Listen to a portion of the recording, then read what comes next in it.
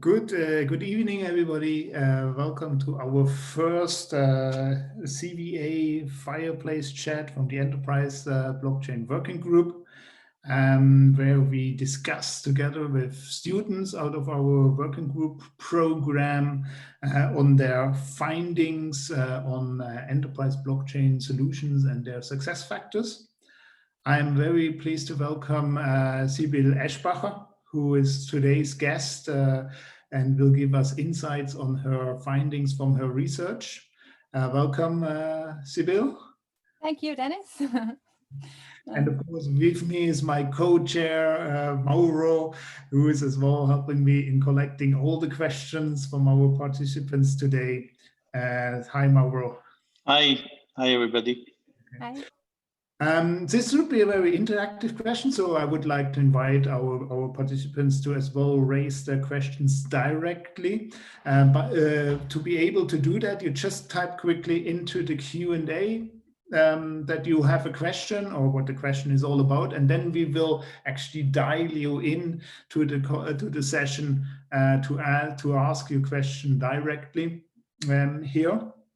Or we are reading the question if you don't prefer to ask a question directly, but should be a very interactive session. As I said, it is a fireplace chat. Usually we would do it in front of a fireplace. Unfortunately now with the COVID situation, this is not possible, but at least I can give us a little bit of fire here and would be very welcome to start here. And yeah, let's start with the first question. You researched at your studies in collaboration as well with the University of Southern Switzerland and the success factors on enterprise blockchain implementations, on business models to implement them. What were your main findings in your research? I understand you had various expert interviews as well together with members of the Crypto Valley Association. So what were your main findings out of that research? Thank you, Dennis, and thank you from my side to being here, a part of this session. And yes, I completed my master's degree at the Fernfachhochschule Schweiz at the beginning of this year. And my master thesis, as Dennis said, deals with the following question: what are the success factors for the implementation of blockchain business models? And I'm pleased to present an overview of my findings of my master thesis this evening to discuss them with you. And experience has shown that it's easier to show connections in pictures. So I would like to show a few slides, just a few, as a little introduction, and for answer your question, Dennis, which are the key findings. So I'd like to share some slides with you. Yes, this one. So yes. I have to, this one. First, I want to give you an overview about the 6 factors which I found. This master thesis, as I said, has identified success factors that can have a positive impact of the implementation of blockchain business models. And the following 6 success factors could be identified due to the progressing of the theoretical base and the accomplished empirical research. First, there has to be an added value. It's an imperative that the solution which is envisaged offer added value in principle. And then second, it's a question about the blockchain itself. It is also necessary to critically examine whether blockchain technology is the right technology for desired solution. And then a critical or a third success factor concerns the ecosystem, because blockchain solutions only make sense if several parties are involved. And another test criterion that can be considered as a success factor is whether the solution can be used to introduce a new transaction or to optimize a current cost-intensive and end-to-end transaction model. And then if the question is yes, it's necessary to check whether standardized middleware are available, because the existence of such software contributes significantly to the success of the solutions. This because it is really difficult, for example, to use a completely new infrastructure in a corporate group, especially when it comes to mapping values. So the last success factor is, or the important success factor is the question of how easy objects can be digitalized and de-digitalized. If it's easily done, it must be ensured that the Zaum principle is adhered to. Zaum is a German acronym. I will talk about this in detail in a few minutes, but I found it important to show you a short overview over the 6 success factors which I found, and I really have just a few slides, don't be afraid. Just a few words about the methodical approach, because yeah, it's a master's degree, and it's important to show you the method. I'm not used to speak English, I'm sorry, the procedure. Since this is a relative young field of research in which there is little knowledge about the concrete field of investigation to be explored, the use of explorative research design is appropriate. And thus, the answer of the research questions is based, on the one hand, on the systematic literature research, which provides the theoretical frame of references. On the other hand, the results of the empirical qualitative data collection are used to close existing gaps and to the recommendations for action in practice. So I chose the expert interview, structured content analysis according to Meiring. I had 11 expert interviews. I transcribed them and anonymized them.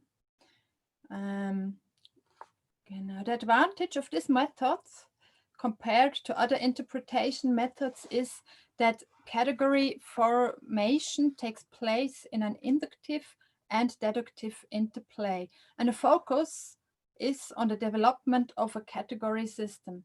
As you've seen on this slide, I had 4 main categories: business model framework, success factors itself, technology, and recommendation. Yes, there are 43 subcategories and overall 970 codings, which I made with these 11 expert interviews. The expert itself, 11, as I said, was yeah, I and my mentor know them, and I hoped the willingness to participate is more there, and the answers are more open if we knew them, or there's a connection. And so I want to show you the success factors a little bit in detail, and it's the last slide. So success factors recommendation for action can be derived from the literature research and the 11 expert interviews. And the first question, as I said, it is really, is there an added value in the solution? And the magic triangle with the 4 dimensions by Gassman, it's maybe a help to answer if it's really a need, a customer need, if they really are added value. And only if this question can be answered as yes, the affirmative can be the next question considered. And the second question, does it need a blockchain? And here, the decision tree from Wust and Germain, I showed a little bit greater, is it's only needed if you store state. If there are, maybe you know it, this decision tree already. It's widely used in the literature as well as in practice. And according to this decision tree, it's also possible to read off which blockchain category comes into question. The empirical research of this master thesis has shown that the clear tendency toward the consortium blockchain with regard to the mapping of business project. Yes. And as you see here, there are a lot of questions, and only, I said it before, if the state has to store, there are multiple writers, and there is a trusted third party problem. And this decision tree may help to answer the question if a blockchain is needed or not, and which category. That's very an important part too. So I will go back, and with the third success factor concerns the ecosystem. Here's the most important: parties must be involved from the very beginning. This is really important to develop also a governance framework that holds the whole ecosystem together and also keeps it capable of making decisions. And the fourth question looks as whether there is either a new type of transaction or whether it's about optimizing a costly end-to-end transaction process. Yes. And as I said before, it's really helpful if already standardized middleware is present. It's much more easy if you can dock on existing backend applications. Mm-hmm. So, and yes, and the sixth last important criterion to consider is whether the objects can be easily digitalized and de-digitalized. And the Zone-Prinzip, as I said, it's a German acronym. It means that it stands for certificate. The device that feeds data in has to be certified, authenticated, the device association. It has to be unique and a tamper-proof device that feeds in data, because the blockchain takes everything, and therefore it's really important that data who gets into the blockchain is correct.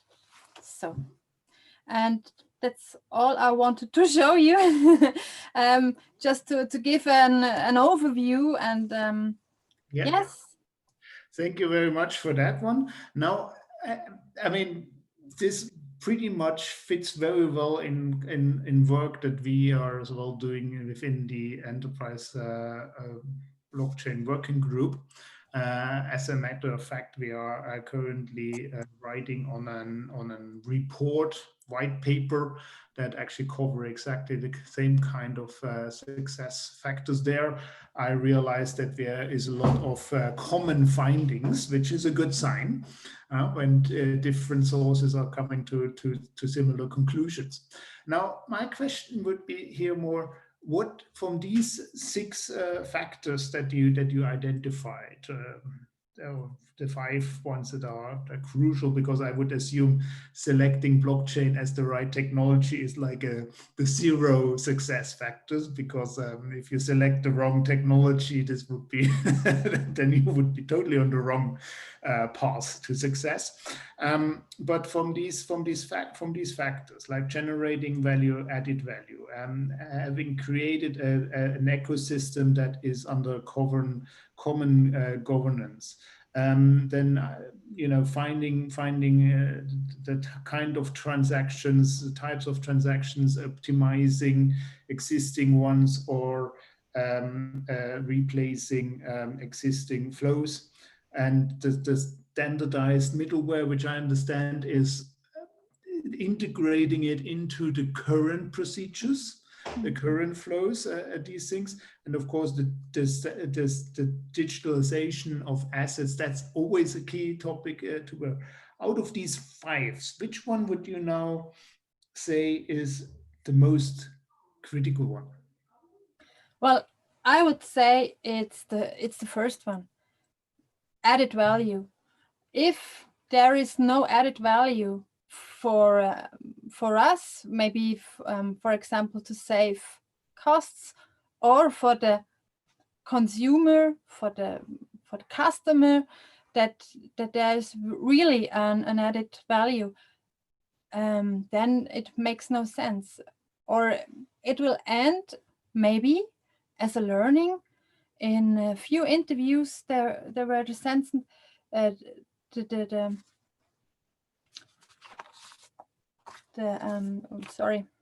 the findings that there is no business case. They knew it, but they have to learn what is blockchain capable, what does it not, and there were no added value for a consumer, but for them. And I think this is the most critical factor. If there are, as I said, if there is no added value, then it's really hard that it works, that somebody use it. Yeah.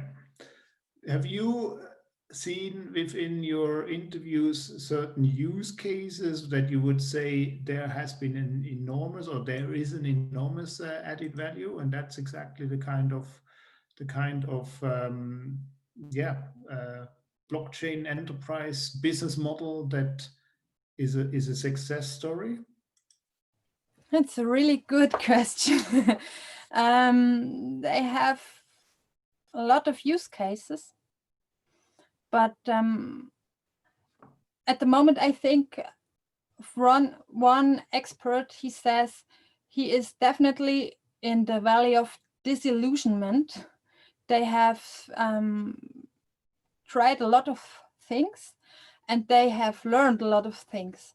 And he knew that sometimes it makes no sense to do it with the blockchain, but the management said, we are an innovative company. We have to do something with blockchain. We have to learn about it. So we do something with the blockchain.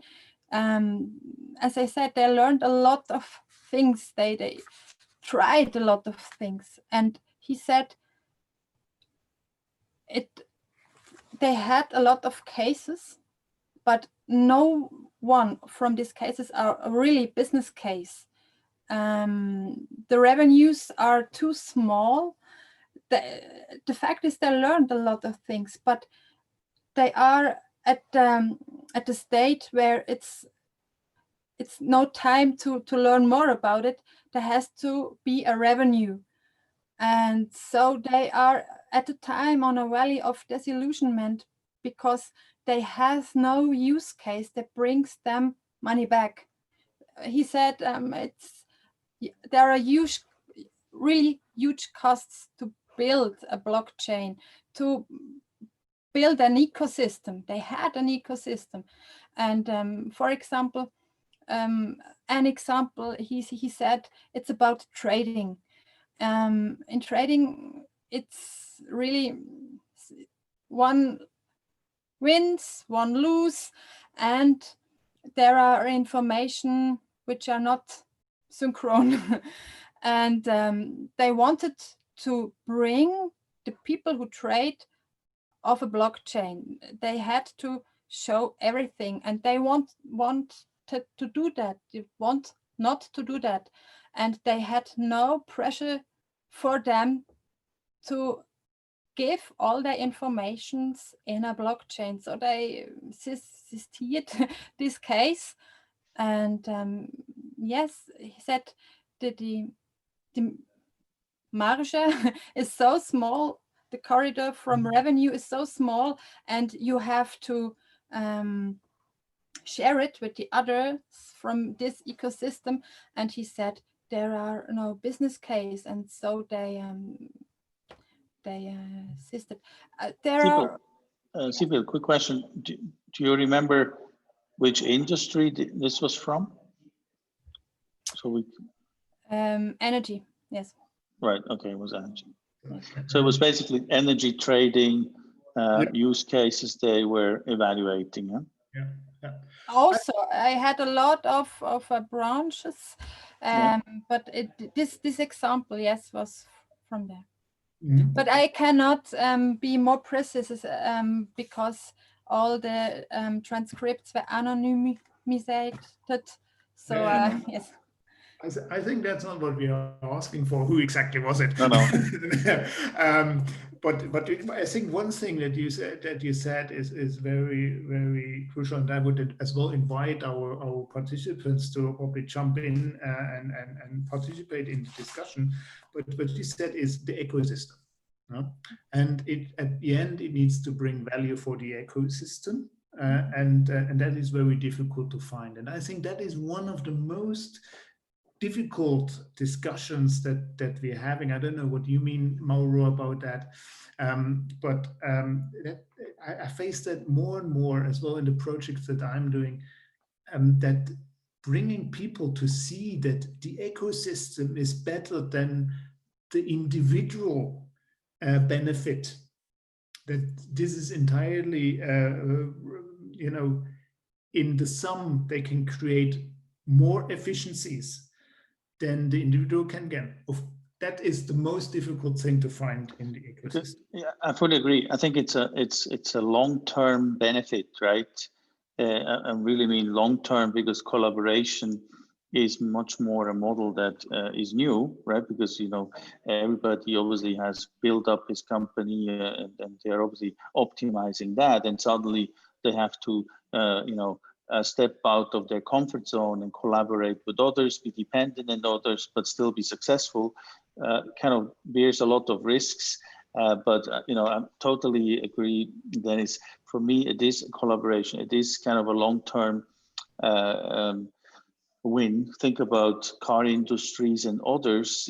They started to kind of gaining buying power by getting together, and purchasing kind of normal goods. So I think it's really kind of an experience to move into that direction, and it's going to take some time. But I fully agree with you, Sybille. The best way to learn about that is to do prototypes or experiences, because really also my experience, personal experience, only if you're on a project, you suddenly realize certain benefits which you would not if you look at it from outside. So you have to be hands-on to understand it, even if that means your decision is not to invest because you have understood that either the time is not ready yet or the use case is not the right one. I'd like to say that several experts state that a certain openness is needed for this, to build an ecosystem. And yes, it would be difficult to sit at the same table with competitors to disclose one business, and Yes. everyone is afraid of sharing their data. And however, if everyone wants to make a proof of concept for themselves, then sell half-finished solution, it makes no sense. But it's really difficult to bring them together to have the. One expert said it takes a long time. It's really important to do it because small solutions with only one company makes no sense on a blockchain. It's really an important factor, but it needs time to bring them together, and it's really important to bring them internal and external partners involved in the development of the solution right from the beginning. And yes, yeah. I think Sybille, you said a very good point there, and it would be as well interested to see what our participants in this call would think about it. So please, if you have a question or you want to say bring a statement, just raise your hand, or and then we bring you into the chat here. But you said about it needs openness. It needs openness, and I would even go further and say it needs pressure. It needs pressure for an ecosystem to really get moving. And cost pressure. Yeah. Ideally, cost pressure. Yeah. Not only. I think there are 3 areas where you have the pressure. The cost pressure is one. Absolutely agree. If you have a cost pressure, for example, trade finance, the trade finance use cases that we all see, they have cost pressure. They need to become cheaper and bring the costs of a trade finance down. I think the other thing is a pressure is, of course, new markets are opening up. And if you're not part of the new market, then you are out of business, or you're not making the business opportunity. That's another kind of pressure. Of course, there are, as you said, a limited number of new markets that come thanks to blockchain on the market, but they are. And the other thing is more, it is a pressure of remaining in a market that is market efficient. Because the more and more we see the big techs coming in and dominating certain markets and certain value chains, I think a more decentralized interaction between value chain members will bring back market efficiencies, because the more the big techs are controlling those value chains, the more inefficient the market becomes. We go back into a world of monopolies, and that is another strategic reason for blockchain or distributed ledger technology. It doesn't need to be blockchain. It could be as well distributed ledger technology set up, like R3, for example, the Interledger protocol, which Ripple is working on, are more in that way. But it needs decentralized structures as opposite to centralized structures. I don't know how you see that. Yes. I think. Go ahead, Sybille. Yeah, pardon, Mauro? No, go ahead. I want to add something else afterwards, but. Yes, but I think also decentralization, there is also a human factor, because we are not familiar with. I found it very interesting in the interviews about the decentralization. Some experts said that we are not familiar with personal responsibility, because we live in a centralized world, and it's really difficult for us to think decentralized. Yes, I found this self-responsibility, that I cannot go back or may delete something or something like that. It is not possible. So it's a really new way of thinking, and really new way of acting and work together. Yeah. Mm-hmm. I think what we also have to learn is how we govern something, right? So potentially one of these projects, it doesn't really matter what use case you test. It's about learning how you collaborate with others, but also because, as you said, Sybille, the trust is not there because of competition. Maybe we need to find a new form of governance as well, which we don't know yet how that's going to work, so that different competitors are comfortable to kind of work together. In the past, obviously, we do have different market infrastructure players or others who have played that role. Right now, we still probably need that role of somebody who is independent or neutral, or any kind of this to be driving such a consortium or such a value chain, without though that they have to run any infrastructure, right? And that's kind of the benefit. In the past, or not the past, we still have it. We have these market players or market infrastructure guys. Everybody trusts them. The issue is they run all the infrastructure. And in this scenario, we still want that role, but we don't want them to run the infrastructure. It's already there. Yeah. A few experts said that there is a need for a neutral instance. If you work together, if you have a consortium blockchain, it requires a neutral authority that provides a standard infrastructure. And it is not possible with competitors. You have to trust a third neutral party which do this. Yeah. I think that is what you said is definitely one of the key challenges to overcome. You need this guardian, let's say a guardian of the ecosystem. That's what we need. So like the guardians of the galaxy, we need the guardians of the ecosystem, and that will be, that's of course a difficult role to play in a way. We have the foundations today, right? Because actually these foundations have they've kind of crowdfunded money to develop these ecosystems and these networks, but I don't think some of them do, but not many of them play this guardian's role, right? And bring together the business, because it's, think of it, Ethereum Foundation, they have this Ethereum Enterprise Alliance, which is something like that, right? What you're saying, Dennis. But yeah, we should probably have more of that. And potentially when the infrastructure is somewhat developed to the high extent, they maybe turn into having more time to also provide more these kind of support services to the ecosystem.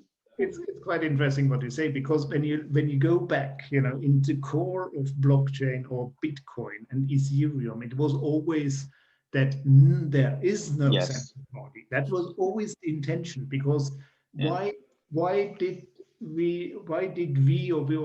those developers develop Bitcoin or Ethereum? Because they were seeing the problems of central parties, of dominating parties, and they actually wanted to get rid of that.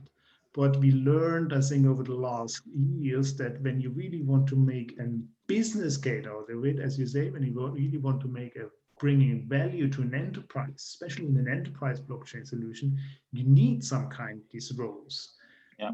And who would be better than we as Swiss, that we say, well, it needs to be a democratic solution. Isn't it?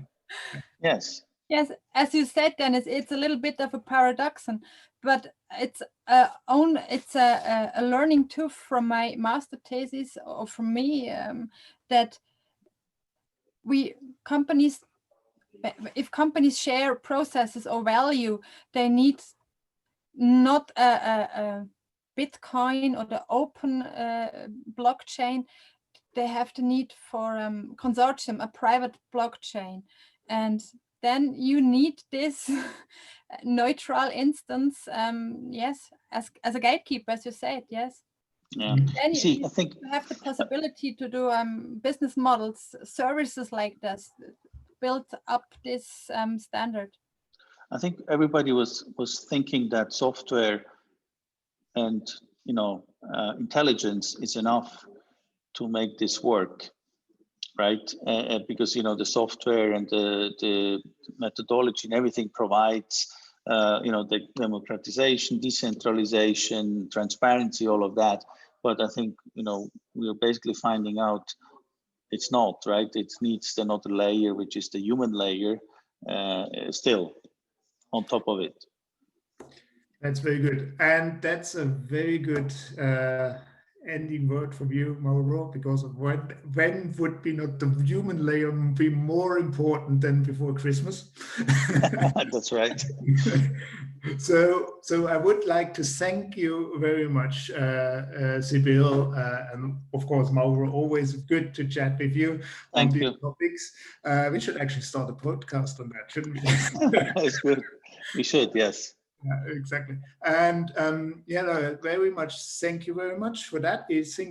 I read your thesis. It was very, very interesting to see that constant work on the success factors. Again, I found it quite interesting because they are very similar to what we discussed within the working group. With our white paper work, which I hope we will conclude very soon and can as well publish to the broader audience.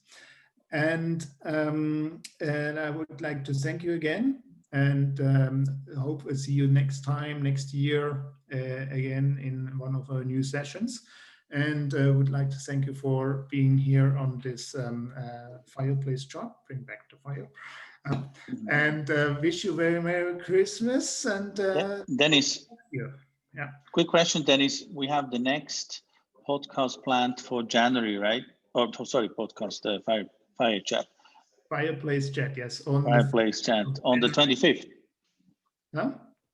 I think 13th of January it is, yes. It will be you that will be hosting it, isn't it? Yeah, we will, yeah. And who can you tell us a little bit about the student that will join us there? Or Yeah, I think a student, he has studied at the Hamburg University, very technical. It's going to be more about logistics and supply chain. So he has done his thesis in that space. So we will kind of get a presentation from him. So we'll see in January then, huh? Yeah, it would be very good. I will be definitely on there. And I hope as many other people as well for this CVA member exclusive event. Okay. I don't think we have any questions, right? No questions. We don't. It's Christmas time. Nobody has questions anymore. Okay, very good. Thanks a lot. Bye-bye. Thank you very much. And talk soon. Okay. Bye-bye. Bye. Thank you.